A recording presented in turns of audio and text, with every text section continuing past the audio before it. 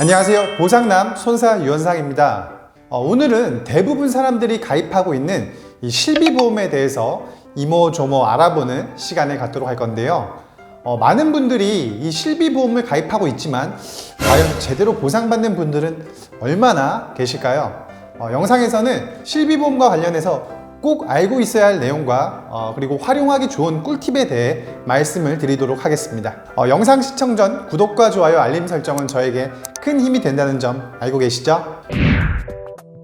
실비보험은 말 그대로 가입자가 내는 의료비 실제 금액을 보상해주는 상품인데요. 하지만 가입 연도에 따라서 지출한 의료비를 전액 보상해주는 상품도 있고 일부를 제외하고 보상해주는 상품도 있습니다. 이 부분부터 하나씩 설명을 드리도록 하겠습니다.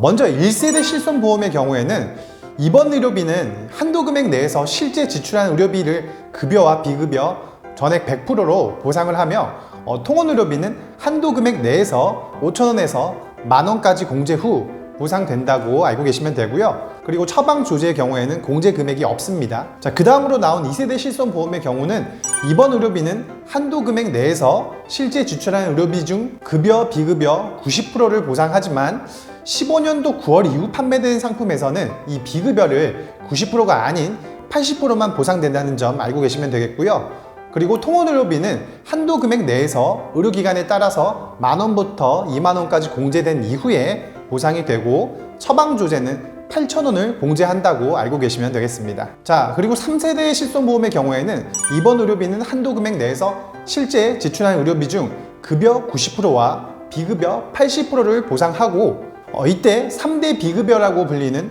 도수치료, 주사료, MRI 등과 같은 경우에는 70%만 보상을 하고요. 통원 의료비의 경우 한도 금액 내에서 의료기관에 따라 만원에서부터 2만원 공제 후 보상이 되고 마찬가지로 처방 조제는 8,000원을 공제 후 보상된다는 점 알고 계시면 되겠습니다. 자, 그리고 최근에 나오는 4세대 실손보험의 경우에는 입원 의료비는 한도 금액 내에서 급여 80%, 비급여 70%를 보상하고 통원 의료비의 경우 한도 금액 내에서 급여는 의료기관에 따라 만원에서부터 2만원 공제 후 처리되고 비급여는 3만원 공제 후 보상된다고 알고 계시면 되겠습니다. 자, 이렇게 실비보험은 가입 연도에 따라서 보상 기준이 다르다는 것을 일단 알고 계시면 되겠고요. 더욱 자세한 내용에 대한 부분은 본인이 가입한 약관의 내용을 한번 확인하시길 바라겠습니다. 그리고 실비보험을 가입했으니까 의료기관에서 발생되는 비용은 다 보상이 되는 줄 아시는 분들도 계신데요. 이번에는 대표적으로 이 실비보험으로 보상이 안 되는 비용들에 대해서 한번 알아보겠습니다.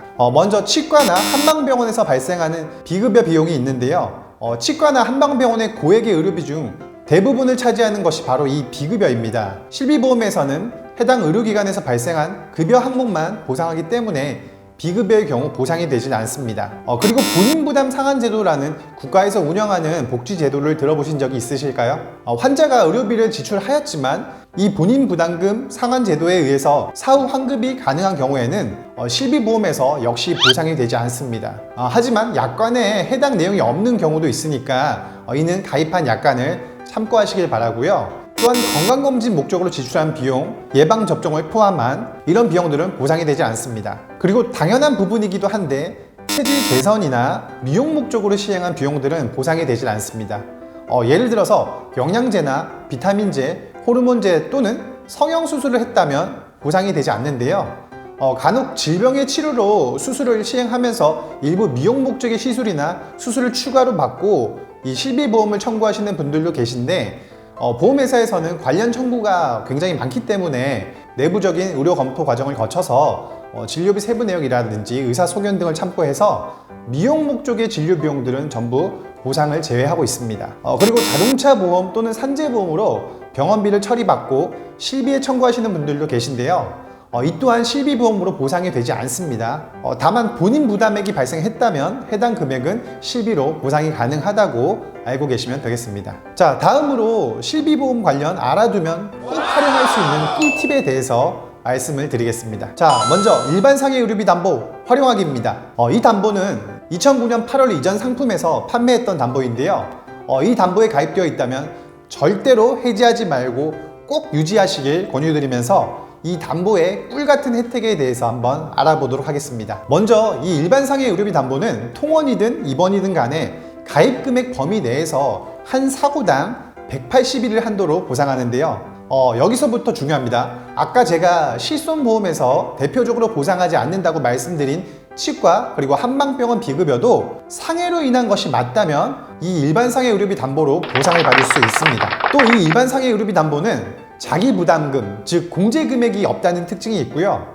일반적인 실손보험에서 보상하지 않는 보조기도 보상을 해줍니다. 가장 대박인 건 산재나 자동차 보험으로 처리받은 의료비는 일반적인 실손보험에서 보상이 되지 않지만 이 일반상해 의료비 담보에서는 해당 금액의 50%나 중복적으로 보상받을 수 있다는 것인데요. 정말 대박이죠. 그러니까 제가 말씀드린 이런 부분을 잘 활용하시길 바랍니다. 그리고 체질 개선이나 영양 목적으로 투여한 비급여 주사의 경우 보상이 안 된다고 말씀을 드렸는데요.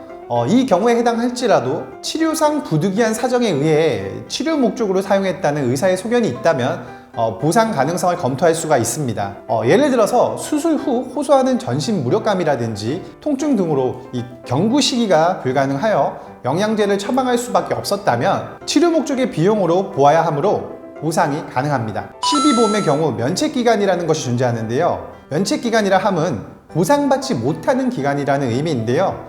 그래서 이 기간을 잘 확인해서 치료를 받아야만 해당 실비로 보상이 될 수 있으니 꼭 유의하시길 바랍니다. 대표적으로 일반상해 의료비 담보와 상해 또는 질병 입원 의료비 담보의 면책 기간에 대해서 말씀을 드리고 싶은데요. 제가 실무를 하다 보면 생각보다 이 두 담보의 면책 기간에 걸려서 이와 관련된 보상 분쟁으로 상담 문의를 주시는 분들이 더러 계셔서 설명을 드리도록 하겠습니다. 일반상해 의료비 담보의 경우 하나의 사고당 180일을 한도로 보상한다고 아까 제가 말씀드렸죠. 그래서 해당 사고로 만약 180일 초과하여 치료를 받는 경우에는 보상이 되지 않는데요. 예를 들어 수술 이후 몸 안에 고정시켜 놓았던 수술 재료인 내고정물을 1년 뒤에 제거하는 경우가 많이들 있는데 그런 경우 180일 이후 발생된 비용이기 때문에 당시 지출한 비용들은 보상이 되지 않는다고 이해하시면 되겠습니다. 또한 상해 또는 질병 의료비의 경우 하나의 상해 또는 하나의 질병으로 365일을 보상하지만 이후 90일의 면책 기간을 두고 다시 보상이 개시되는데요. 이 때문에 하나의 상해나 질병으로 365일을 초과하도록 치료를 받는다면 이후 90일 기간 동안에 발생한 비용들은 보상을 받을 수가 없습니다. 물론 이런 면책 기간에 대한 내용들은 보험회사 보상과 실무자가 보통 알려주는 편인데요. 그렇지만 먼저 알아두어서 나쁠 건 없겠죠. 그리고 보상과 직원도 사람인지라 실수를 할 수도 있습니다. 자, 오늘은 대부분의 보험 소비자가 가입하고 혜택을 받고 있는 실비보험에 대해서 말씀을 드렸습니다. 요즘 고액 비급여 치료 관련된 이 실비보상 인정 여부에 대한 분쟁이 많은데요. 도수출혈이 체해 충격파, 신장 분사 치료, 기타 비급여 주사제 등 이 비급여 치료 적정성에 대한 분쟁으로 많은 보험 소비자와 그리고 보험회사 간 분쟁이 날이 갈수록 심화되고 있는 것 같습니다. 오늘 영상에서는 이러한 부분을 다루지는 않았지만 제가 생각하는 분쟁 해결 방법에 대한 영상도 조만간 정리해서 올리도록 하겠습니다. 오늘 영상의 내용과 관련한 추가적인 문의는 영상 상단에 전화번호로 연락 주시고요. 그리고 문자, 댓글 주시면 답변을 드리도록 하겠습니다. 영상이 도움이 되셨다면 구독과 좋아요 그리고 알림 설정 다시 한번 부탁드리고요. 시청해 주셔서 감사합니다. 이상 보상남TV였습니다.